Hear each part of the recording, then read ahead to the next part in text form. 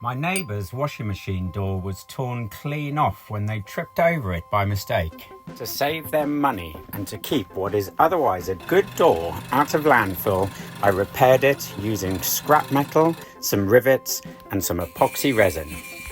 I love doing these kind of fixes. If you're near East Sussex in the UK and have something broken, send me a message and I might just fix it next.